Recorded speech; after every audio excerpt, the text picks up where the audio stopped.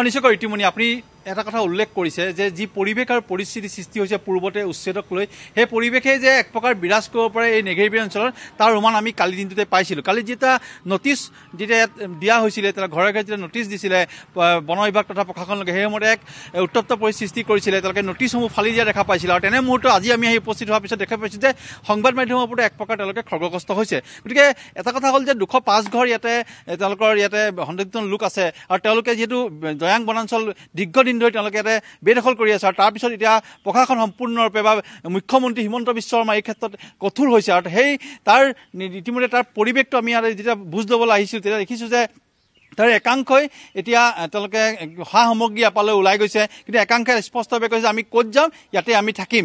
গতিকে এই ধৰণৰ কথাবোৰ আছে। গতিকে সামগ্ৰিক বিষয়লৈ এই মুহূৰ্তত মোৰ লগত বিভিন্ন দলৰ নেতৃবৰ্গ আছে। মই ইয়াতে অসম জাতীয়তাবাদী যুৱ ছাত্ৰ পৰিষদৰ এটা নেতৃত্ব দেখিছোঁ যে গোটেই বিষয়টো আপোনালোকে দেখিছে যে চৰকাৰ কঠোৰ হৈছে আৰু দীৰ্ঘদিন ধৰি অঞ্চলটো বেদখল কৰি আছে আৰু হয়তো এই 7 দিনৰ সময় হোৱাৰ পিছত হয়তো ইয়াত উচ্ছেদ চলাব।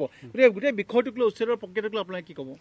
নিশ্চিতভাৱে ইতিমধ্যে অসম চৰকাৰ বা গোলাঘাট জিলা প্ৰশাসনে 7 দিনৰ সময়সীমা দি জাননী প্ৰেৰণ কৰিছে আৰু আমি নিশ্চিত হৈছোঁ যে ইয়াত উচ্ছেদটো হ'বই।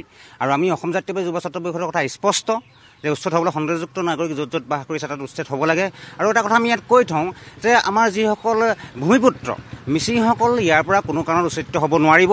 আমি সেইটো চৰকাৰক গোলাঘাট জিলা প্ৰশাসনক আমি দাবী জনাইছোঁ। আৰু যদি মিচিংসকল কেনেবাকৈ উচ্ছেদিত হ'বলগীয়া হয় তেতিয়া কিন্তু আমি অসম জাতীয়তাবাদী যুৱ ছাত্ৰ পৰিষদে হওক বা বিভিন্ন দল সংগঠনে আমি কিন্তু হাত সাৱটি বহি নাথাকিম। তাৰোপৰি আমি এটা কথা এই চেগতে কৈ থওঁ যে উচ্ছেদ কৰিছে চৰকাৰৰ এটা নীতি নিয়ম মতে উচ্ছেদ কৰক, কিন্তু আমি দৈয়াঙত বসবাস কৰা আজি 1905 চনৰ পৰা আজি 2025 হ'ল 120 বছৰ হ'ল। এই 120 বছৰত কিন্তু কোনো এখন চৰকাৰে দৈয়াঙক ভূমিপট্টা দিয়াৰ ক্ষেত্ৰত কোনো এটা যাৱতীয় ব্যৱস্থা লোৱা নাই। আমি এই চেগতে আমি অসম চৰকাৰক দাবী উত্থাপন কৰিছোঁ যে দৈয়াঙক অতি শীঘ্ৰে ভূমিপট্টা দিয়াৰ ব্যৱস্থা কৰক। তাৰোপৰি আমাৰ স্থানীয় দল সংগঠনেই হওক বা সচেতন ব্যক্তিয়ে হওক গোলাঘাট জিলা প্ৰশাসন চৰকাৰে এটা কথা নজৰ ৰাখিব লাগিব যে ইয়াত যে উচ্ছেদ হোৱাৰ পাছত মানুহখিনি গুচি যোৱাৰ পাছত নগাই যাতে আগ্ৰাসন কৰিব নোৱাৰে সেই কথাটো আমি লক্ষ্য ৰাখিব লাগিব।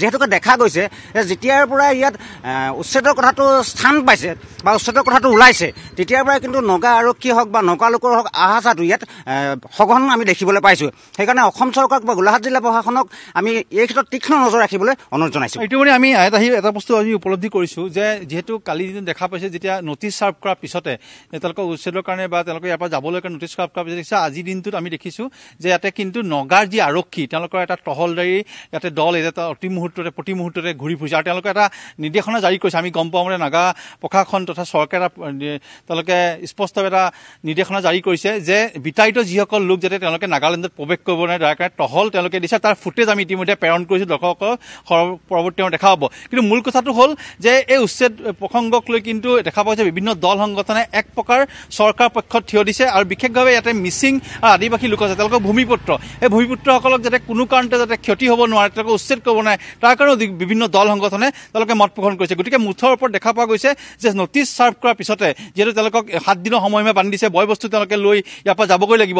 তাৰে আমি দেখা পাইছোঁ পুৱাৰ পৰাই ইয়াতে একাংশই কিন্তু বয় বস্তু লৈ ইয়াৰ পৰা আঁতৰি গৈছে আৰু একাংশই কিন্তু তেওঁলোকৰ নিজৰ অস্থিতি অটল হৈ আছে। গতিকে উচ্ছেদৰ সময়ছোৱাত এক প্ৰকাৰ যে এটা পৰিস্থিতি উদ্ভৱ হ'ব পাৰে সেয়া আপুনি নুই ক'ব নোৱাৰে। গতিকে মুঠৰ ওপৰত আমি দেখা পাইছোঁ যে আজিৰ দিনটোত নেগেৰিবলক এই উচ্ছেদ প্ৰসংগক লৈ বা তেওঁলোকক নটিচ দিয়াক লৈ কিন্তু এক চেপা উত্তেজনা বিৰাজ কৰি আছে। ঋতুমণি দাবী উত্থাপন কৰি আছে যে চৰকাৰৰ ওচৰত যে তেওঁলোকৰ কেইবাটাও দাবী আছে, ভূমি প্ৰদান কৰিব লাগে, পুনৰ সংস্থাপন দিব লাগে। তেনে ক্ষেত্ৰত চৰকাৰে সেইসমূহ ব্যৱস্থা কৰি দিছেনে উচ্ছেদিতসকলক? মুস্তাক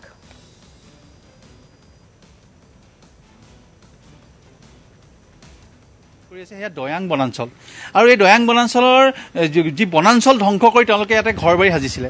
গতিকে এতিয়া কথাটো হ'ল যে এইসকলক চৰকাৰে স্পষ্টভাৱে কৈছে যে তেওঁলোকে এই বনাঞ্চল বেদখল কৰা বনাঞ্চল তেওঁলোকে এৰিব লাগিব, যাৰ কাৰণে তেওঁলোকক নটিচ চাৰ্ভ কৰিছে। আৰু আটাইতকৈ লক্ষণীয় কথাটো হ'ল ইয়াতে এটা কথা উল্লেখ কৰিব লাগিব যে তেওঁলোকে আজিকালি অহা দিন কথা নহয়, তেওঁলোকে দীৰ্ঘকালৰ পৰা ইয়াত আছে। প্ৰায় যদি আপুনি চাবলৈ যায় 70-80 দশকৰ পৰাই তেওঁলোকে ইয়াত এজন দুজনকৈ আহি আজি ইয়াত 205টা ঘৰ ইয়াতে তেওঁলোকে ইয়াতে সাজিবলৈ সক্ষম হৈছে। গতিকে মূল কথাটো হ'ল যে এতিয়া উচ্ছেদিত লোকসকলক তেওঁলোকে পুনৰ সংস্থাপন বা ক্ষতিপূৰণ বিচাৰিছে, কিন্তু সেয়া চৰকাৰে তেওঁলোকৰ পৰ্যালোচনা কৰি হয়তো তেওঁলোকে ঠিক ঠাক কৰিব, কিন্তু মুঠৰ ওপৰত তেওঁলোকে উচ্ছেদ হ'বই লাগিব আৰু তাৰ কাৰণে চৰকাৰ আৰু প্ৰশাসন কঠোৰ হৈছে। ধন্যবাদ জনাইছোঁ। পৰৱৰ্তী সময়ছোৱাত আপোনাৰ কাষলৈ আহিম, আপুনি আমাক দৃশ্যসমূহ দেখুৱাই যোৱাৰ চেষ্টা কৰিব, উচ্ছেদিত লোকসকলৰ প্ৰতিক্ৰিয়া শুনাই যোৱাৰ চেষ্টা কৰিব।